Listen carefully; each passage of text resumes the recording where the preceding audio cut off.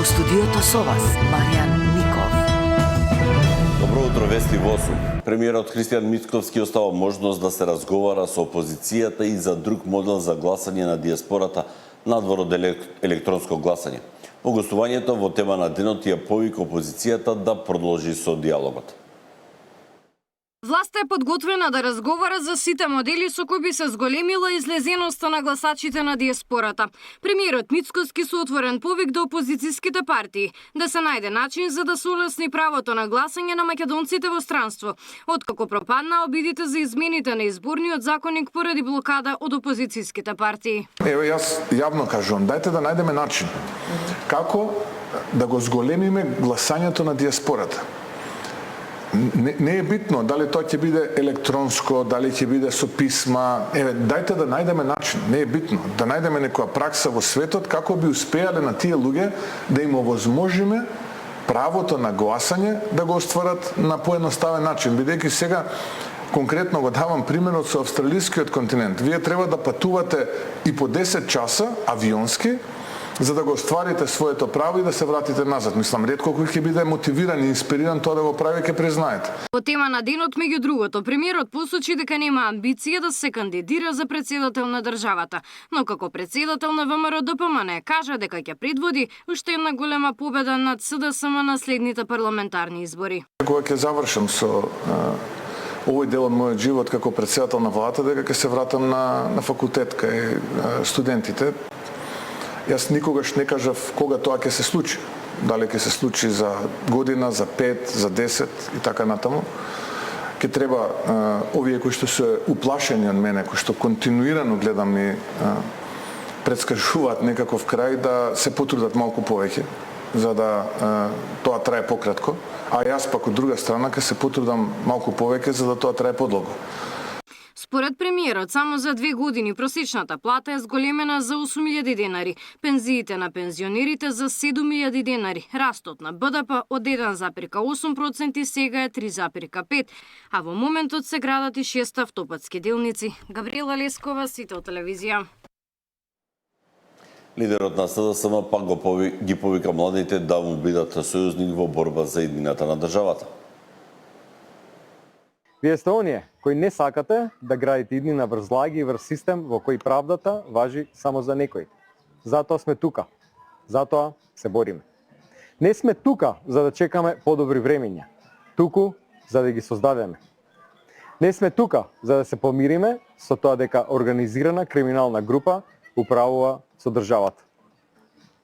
Туку за да вратиме државата во рацете на граѓаните.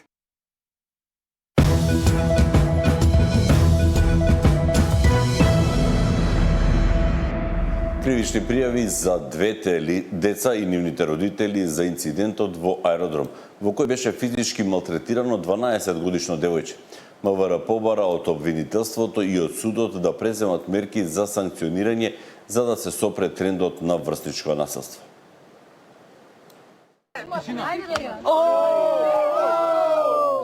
Кривични пријави за насилните девојчиња и за нивните родители најави МВР.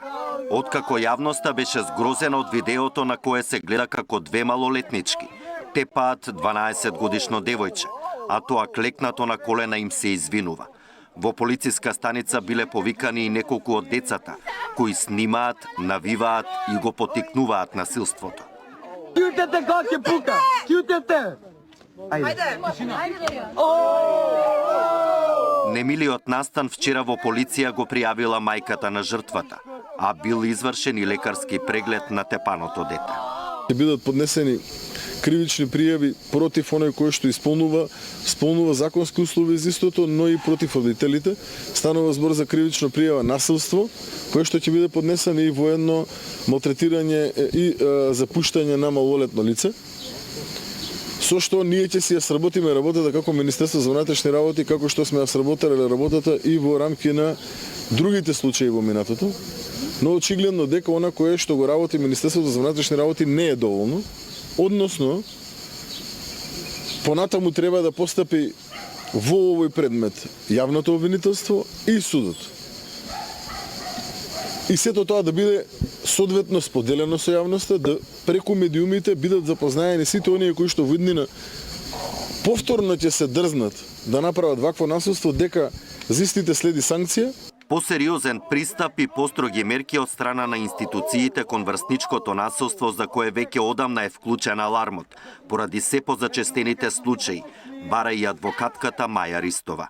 Таа застапува дете жртва на булинг во Штип, но вишото обвинителство ги ослободило од одговорност родителите на насилните девојчиња, зашто не знаеле и не се согласувале со тепањето. Ние на хартија имаме закон кој што предвидел мерки, меѓутоа во пракса истиот не се применува.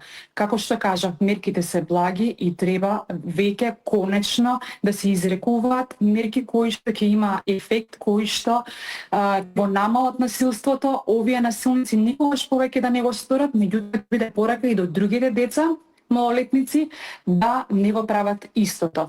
Во спротивно, каква порака се испраќа? Каква порака испраќаат институциите дека секој родител може да не врши грижа и надзор на детето затоа што нема да одговара, затоа што законодавецот го ослободува одговорност. Денеска во јавноста се појави ново грозоморно видео на кое се гледа како 14 годишно момче лежи облеано во крв во Ченто. Од МВР соопштија дека настанот бил пријавен пред 10 дена, кога малолетник бил физички нападнат од 3 полнолетни лица, од кои едното му нанело повреда со остар предмет и се преземале мерки за расчистување на случајот. Александар Динев, Сител телевизија.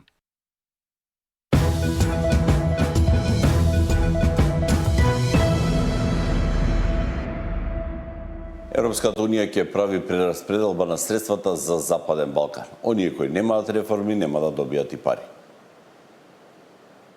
Европската унија подготвува нова финансиска поддршка од Реформскиот фонд за Македонија, Црнагора и Албанија, пишува Евроньюз, повикувајќи се на извори од Европската комисија.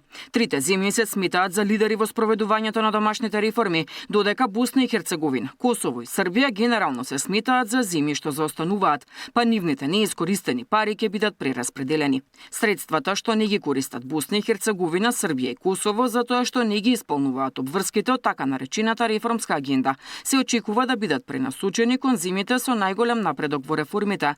Тоа се Црнагора и Албанија, така наречени предводници, како и Северна Македонија, која исто така има добри резултати во спроведувањето на реформите, пишува Евроньюз. Од инструментот за раст на Западен Балкан, вреден 6 милиарди евра, Унијата досега има исплатено нешто над 670 милиони евра кон 6 земји кандидати. Финансиската помош е сепак условена со спроведувањето реформи, а крајниот рок кој го постави Унијата истече во вторникот, односно на 30 јуни. Планот за прераспределба на парите од земјите кои заостануваат кон водечките кандидати според Евроньюз, Европската комисија ќе им го представи на земјите членки до крајот на јули, пошто ќе се знае која држава колку пари ќе добија.